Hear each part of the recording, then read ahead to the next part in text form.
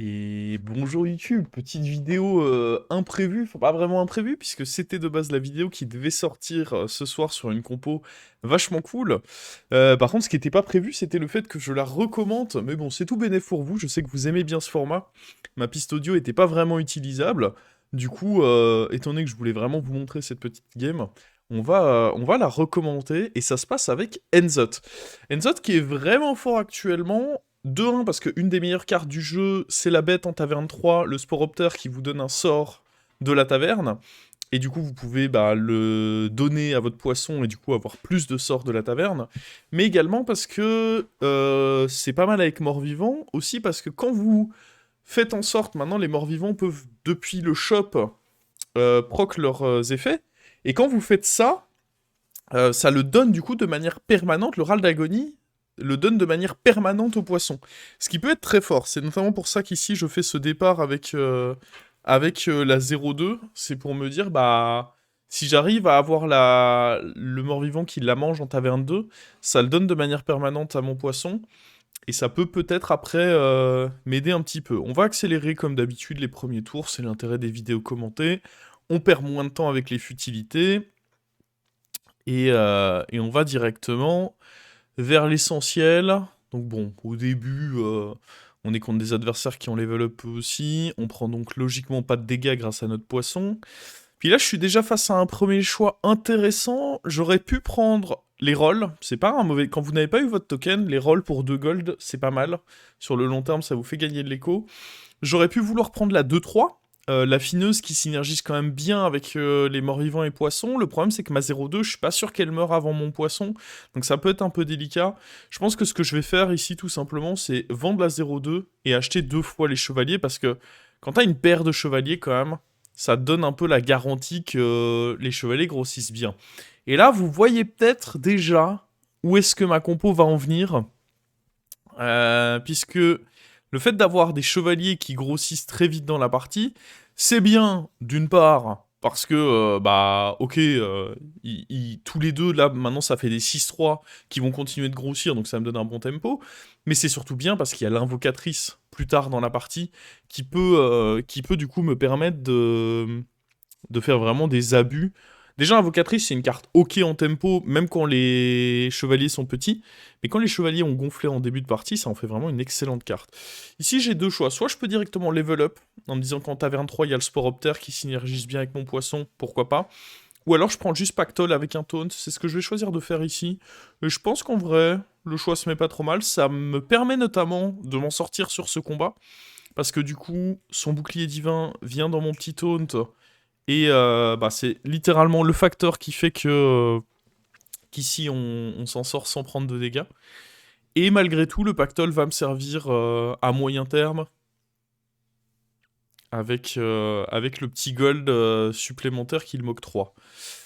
Alors en temps normal, ce que j'aurais carrément fait ici, c'est de up et roll et voir si on avait un Sporopter. Mais là, on a une pièce. En vrai, autant la prendre. Puis j'aime bien l'idée de donner taunt à mes chevaliers ici, de manière à garantir que ça meurt à chaque combat. Ça me semble pas trop mal. Hop, on avance. Bon là, on est contre un adversaire qui est... Il est chaud. Il est chaud, en plus ses boucliers divins ont tapé bien où il fallait, donc tendu, tendu. Clairement, gros board de la part du Nécrorateur. Mais... Enfin, c'est Noir Épine. Là, ce skin, c'est le négociateur, plutôt. Et puis là, bon, là malheureusement un achat pas dingue, je sais même plus ce que je vais faire.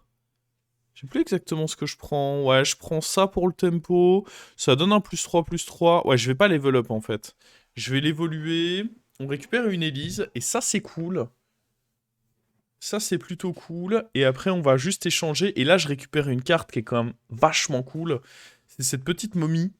Cette petite momie qui va pouvoir me donner Reborn à un de mes deux chevaliers, puisque ce sont mes deux seuls morts-vivants. Et en plus, derrière, le poisson va pouvoir le récupérer à son tour. Donc, excellent, évidemment. Excellent, excellent. J'aurais d'ailleurs pu avancer un peu plus. Alors là, on voit un peu, c'est le drame. Non, parce qu'on est assez fort en tempo, mais ma momie n'est pas morte au début du fight. Je vais pas rembobiner. Mais globalement, comme vous pouvez le voir, c'est ma seule créature encore en vie. Ma momie qui est pas morte pendant le combat. Elle a tapé dans une 1-3. Et bah, c'est le seul risque quoi, pour mes combats. C'est si en effet il y a ça qui se déroule, ça peut être pénible. Là, il y a pas mal de possibilités qui s'offrent à nous sur ce tour. Il y a la paire sur le disciple, qui pourrait me permettre d'aller chercher un 5. Mais je vais me dire que c'est pas forcément le tour qui m'intéresse. Pourquoi? Parce que bah, j'ai Elise. Donc en fait, j'ai pas envie d'aller chercher un 5 aléatoire pour quelques gold. Alors que si je fais des rolls, je peux avoir un 5 sur une découverte, ce qui est quand même beaucoup plus stable. Donc ça va un peu plus être le plan de jeu là. On va commencer à faire des rolls. Là, je me dis qu'il y a cette 3-1 qui est pas mal. En vrai, maintenant que j'y réfléchis, je me dis que c'était peut-être une erreur de vouloir prendre cette 3-1. Parce qu'en vrai, bah, c'est pas horrible évidemment. Mais d'un autre côté, je me dis que là, si je fais juste 2 rolls pour préparer mon Elise et que prochain tour on level up et on utilise les golds que j'ai gardés dans la main, c'était pas mauvais non plus. On va partir là-dessus. C'est évidemment pas horrible. En termes de placement, j'aurais dû laisser limite la momie devant. On va le voir, je pense que ça risque de mal se passer là avec le placement que j'ai fait. La momie devant, c'était certainement mieux. On va le voir, lui, il va être solide déjà. Il est déjà taverne 5, il a déjà récupéré l'ondulance. Ah, il est méga solide. Ouais, j'aurais dû mettre la momie en 1.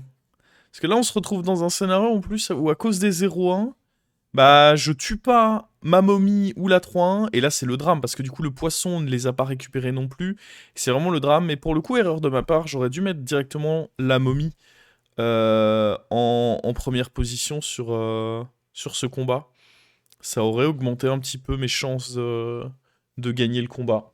On voit que j'avais 59% de chances de perdre, je pense que je réduis ces pourcentages si je place la momie en première position, et ensuite les boosts de mon board. Bon, pas bien grave, mais on perd un peu de points de vie, ça peut évidemment avoir son impact. Et pareil, ici, je me rappelle comment je vais jouer, et je pense que... Bon, déjà, on voit... Au moins, j'ai eu le bon réflexe, je me suis rendu compte directement que ça avait été une petite erreur de placement. Je réajuste. Ça, c'est pas trop bête. Et là, on fait ceci. Honnêtement, je me dis que je suis fort, mais est-ce qu'on peut... Est-ce qu'on vend notre gold pour essayer d'avoir 3 gold en cas de victoire? On est fort, mais on n'est pas invincible non plus pour un tour 8. Par contre, là, en fait, là, je prends la deuxième 3-1 en me disant que si je peux tripler dessus, bon, bah, c'est sûr que ça peut être cool. Mais il y avait aussi un monde où j'aurais pu juste commencer à roll pour aller directement chercher un 6, parce qu'il y avait des 6 qui me mettaient extrêmement bien. Je me demande en vrai si, même déjà le tour précédent, mais encore plus ce tour-ci, j'ai pas été trop passif en mode, bon, j'achète juste la meilleure carte du shop actuel, alors que j'aurais pu juste roll, et ce tour-ci, du coup, avoir déjà un taverne 6 grâce à Elise.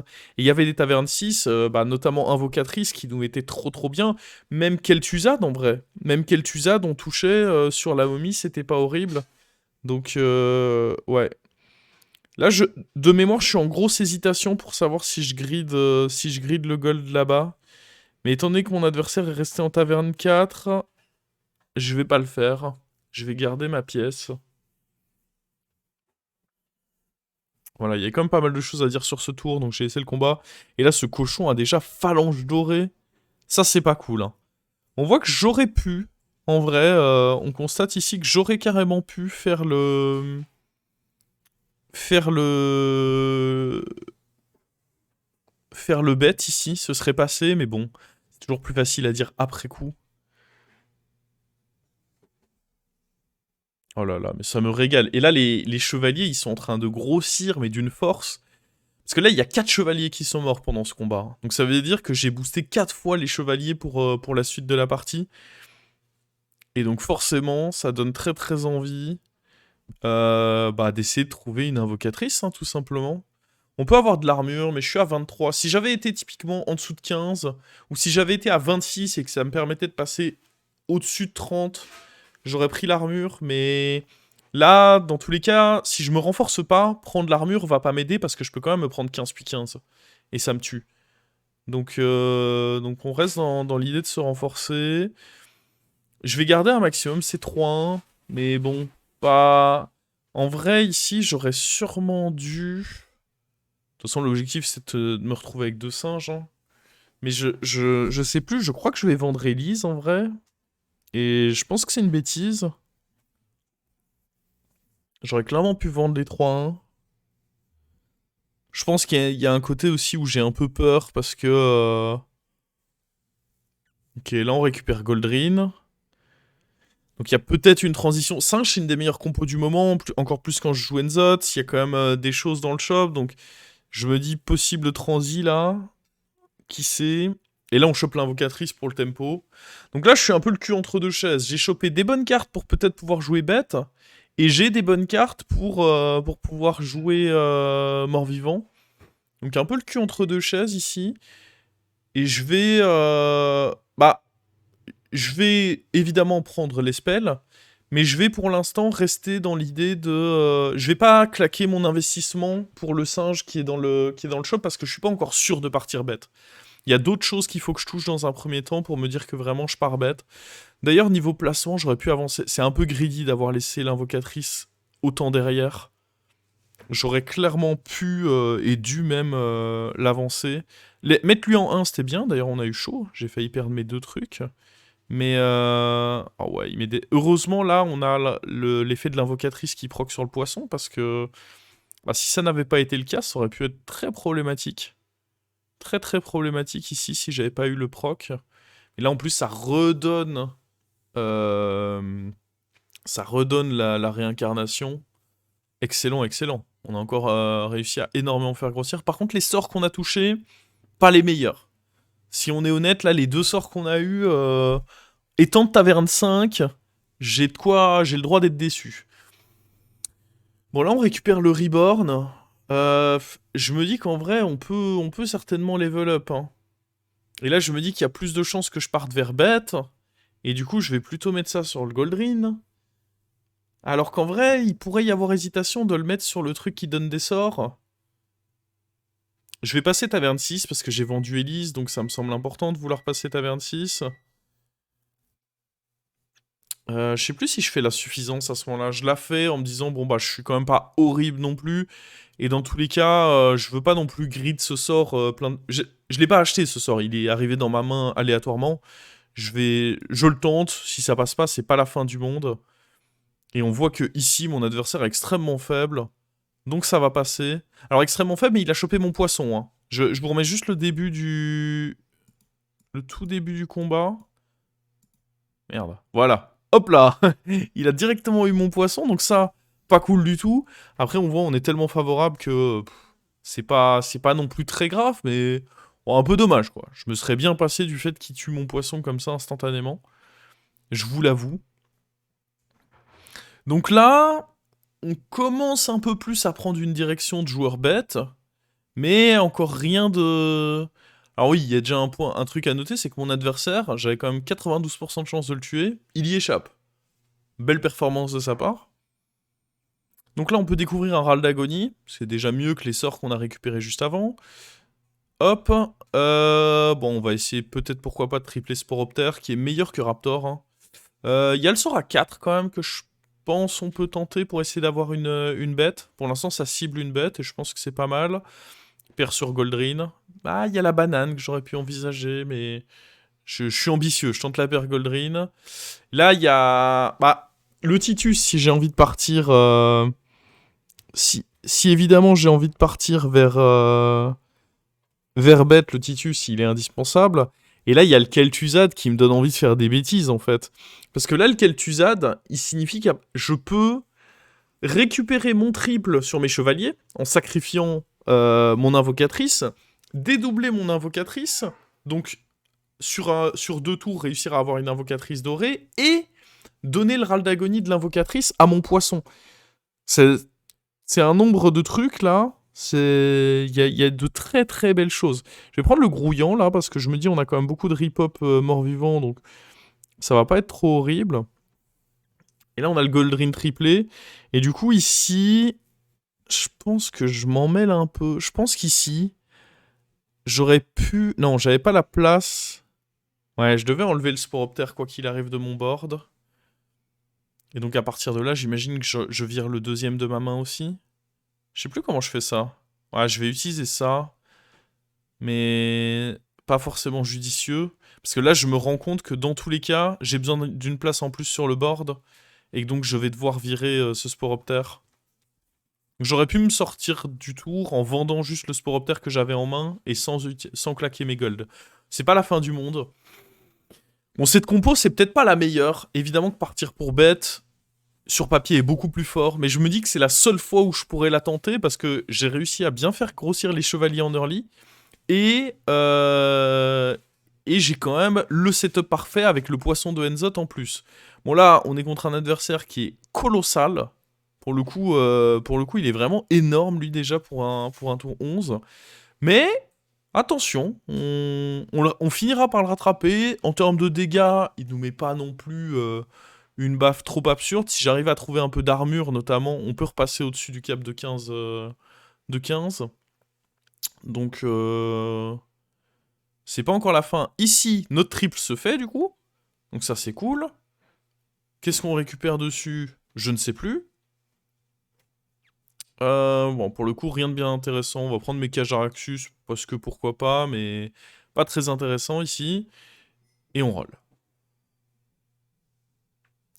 On place bien les invocatrices. Là, l'objectif, de toute façon, la compo, elle est un peu terminée, entre guillemets. L'objectif, ça va juste être de trouver des sorts pour améliorer un petit peu tout ce board. Un camouflage pour le poisson serait pas mal. Mais en dehors de ça, la compo, elle est un peu terminée. Hein. J'ai pas grand chose à faire de plus. J'hésite à prendre le taunt. Puis je me dis qu'en vrai, c'est pas une priorité tout de suite. Une des autres raisons pour lesquelles cette compo, c'était le bon moment pour la tenter, c'est qu'il n'y a pas de cleave dans la partie. Il n'y a ni mecha, ni élémentaire, ni pirate. Donc il n'y a pas du tout de cleave. Donc mes ripop, bah, il faut les tuer un à un. Il faudra juste que je joue un petit peu autour de Dynamitor, mais ça devrait pouvoir se faire. Je réfléchis si le bâton peut se mettre bien, mais je me rends rapidement compte que non. La 4-2... Ah, là, il y a un petit play un peu cool à faire, parce qu'on peut donner un... On peut filer... Je pense qu'en vrai, je dois juste les garder dans la main. Pour pas que ça tombe... Ah, au pire, si ça tombe sur l'invocatrice... Non, je vais les jouer direct. Oh, j'aurais pu les garder dans la main, en vrai. On a de la chance, ça tombe là-dessus. C'était le meilleur, pour nous. Et on va garder ça dans la main, pourquoi pas, pour essayer d'en faire quelque chose. Mais ouais, j'aurais pu attendre, parce que si c'était allé sur l'invocatrice, là, le... Alors là, ce qui est important, c'est que non seulement je viens de donner Reborn à la créature sur mon board, mais en plus, mon poisson a pour râle d'agonie de donner Reborn à une créature. Donc là, mon poisson, pour l'instant, il a 2 chevaliers dedans, de manière permanente, puisque Kel'Thuzad en a tué 2 pendant ma phase d'achat. Et il a le fait de donner Reborn à un mort-vivant, puisque je viens de manger celui qui fait cet effet, pendant que j'étais pareil dans la phase d'achat. Et là, on commence vraiment à avoir une compo où mes chevaliers grossissent énormément, et surtout, j'en fais beaucoup. Puis comme avec Phalange, là, on commence à rentrer dans la phase où ma compo devient vraiment excellente, puisque, à partir de maintenant, c'est des invocatrices dorées que je duplique. Je suis un cochon. Hop, petit son de sub de Solari HS qui pop pendant... Je les désactive, mais je sais pas pourquoi, parfois on les entend quand même. Mais elles font toujours plaisir. Donc et on pense à remercier les abonnés évidemment de la chaîne Twitch, qui me permettent quand même grandement de faire ce que je fais aujourd'hui au quotidien. Ok, donc invocatrice dorée désormais. Donc là je me dis, bah honnêtement ma mission à partir de là, c'est juste d'aller chercher des cartes. Alors soit préparer, en vrai j'aurais pu faire une transibette. J'aurais pu essayer de préparer une transibette. Je suis tellement devant, j'aurais pu essayer de trouver... J'ai déjà un Titus et un Goldring doré en main. J'aurais pu essayer de préparer une transibette. Mais c'est pas drôle. Honnêtement, c'est pas drôle. Nous, on veut aller au bout avec cette compo. On veut évidemment essayer d'aller au bout. On va essayer du coup ici de faire un max de boost avec la Nala, de manière à ce que mon poisson soit hors de portée de... Oh, j'hésite à prendre ça, puis je me dis quand même, ça met trop de temps à se rentabiliser. Ça peut se prendre. Le sort. Je cherche pas beaucoup de choses, hein, de toute manière. Donc faire un tour avec juste des sorts, ça me suffit. Le taunt... Ouais, en vrai, pareil, j'aurais pu le prendre, le taunt. Ça coûte pas cher, je pourrais le prendre. Ça fait un boost avec Nala, donc ça booste mon poisson, donc ça évite qu'il se fasse sniper trop vite. Je me rappelle plus exactement à quoi je réfléchis dans ma compo à ce moment-là. Je vois le singe, donc j'hésite. Est-ce que... Ok, ça c'est évidemment cool. Je pense que j'hésitais avec le singe à... Ok, on va balancer la pièce. Je me demande si je vais pas m'en mêler en plus. Et pas faire le boost de pièce avec Nala. Je sais plus exactement. Mais attendez, je vais pas vouloir mettre autre chose là sur mon board aussi. Je ne sais plus.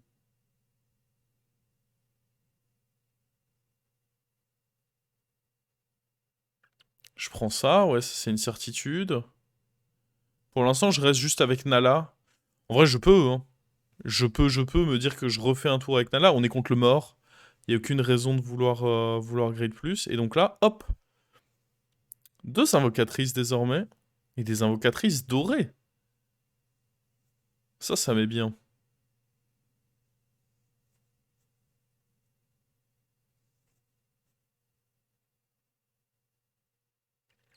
Et du coup, pareil, mon poisson récupère... Alors le seul problème, c'est qu'en priorité, il va ramener d'abord les non dorés, et puis seulement en troisième le doré. Donc si j'ai pas assez de place, il y a moyen de se faire un peu avoir. Mais là, on voit, ça commence à faire du chevalier balèze, hein, tout ça. Compo vraiment cool. On est top 4 avec ça. Et pour l'instant, on dodge le Carniflore, qui vraisemblablement est le joueur très pénible de la partie. Aristocrate louche. Déclencher des râles d'agonie, vraisemblablement, ça va se faire vite. En un tour, on récupérera notre besace. Et là, bah, on peut roll, hein. On va mettre le camouflage. En vrai, j'aurais pu essayer de garder le camouflage de manière permanente. Là, je suis en train d'y réfléchir et je me dis que j'aurais dû essayer de faire ça. Essayer de trouver un bouclier divin, ça pourrait être bien. Bon, plus 4 à tous les serviteurs, ça c'est sûr que c'est cool. Changer de pouvoir c'est pas trop mal aussi. Parce que ça n'enlève pas mon poisson, on peut se faire un petit lancer de dés. Et essayer de rechanger ensuite, hop. Ça récupère des golds.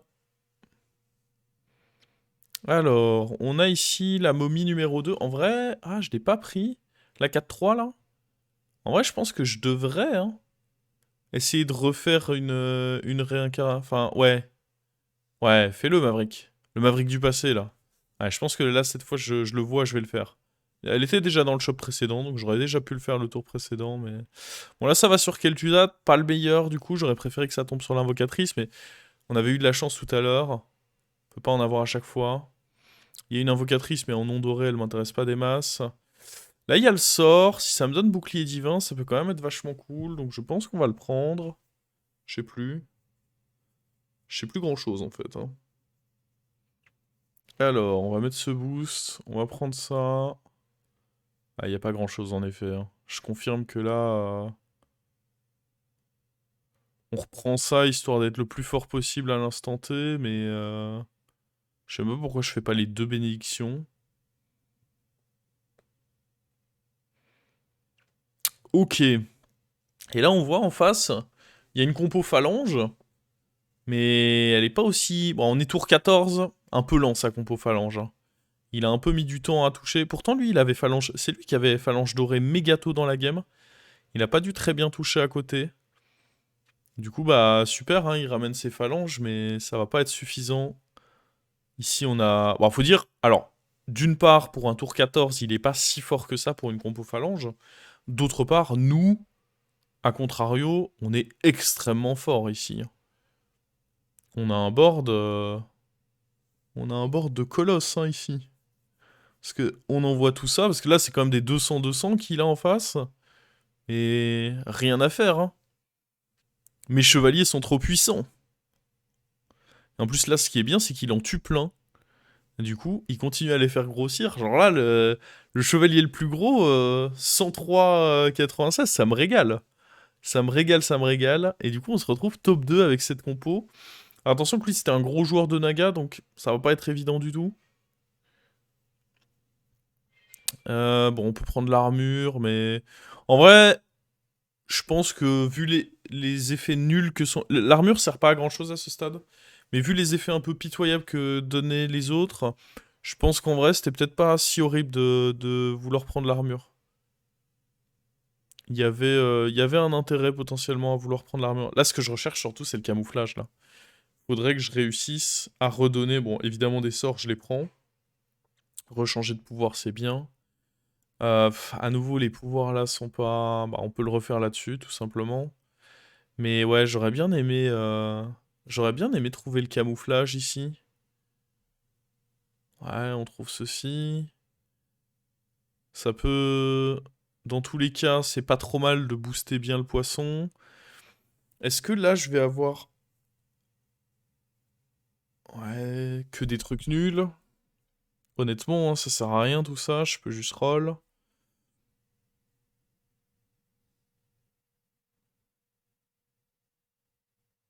On peut prendre les golds. Et là, j'ai un shield qui pop, et je me tâte, et bon, je pense que déjà, là, grosse erreur de ma part, j'aurais dû le mettre sur le poisson. Je vais le mettre là-dessus en me disant que c'est mon plus gros serviteur, et je pense déjà grosse erreur de ma part. Sur le poisson, c'était beaucoup plus intéressant, je pense. Dommage. Et bah, il faut que je me bouge, hein, parce qu'on a toujours ce camouflage à essayer d'aller chercher. Là, c'est quasiment la fin de mon tour. Allez, je vais m'arrêter là. Je pense que à ce moment-là, je me rends pas compte que mon adversaire va être vraiment giga colossal. Je pense que je suis là en mode oh là là, je rip-up plein de 500, on est trop fort dans la game et tout. Et je réalise pas vraiment que mon adversaire, il va être énorme de chez énorme. Déjà, il a ça pour aller fumer mes reborns. Et ça, c'est pas cool. Pas cool du tout. Au final, mon bouclier divin là-dessus n'a servi à rien. J'aurais dû le mettre sur le poisson. Et en plus, bam, mon poisson instant. Il s'est fait instant tape.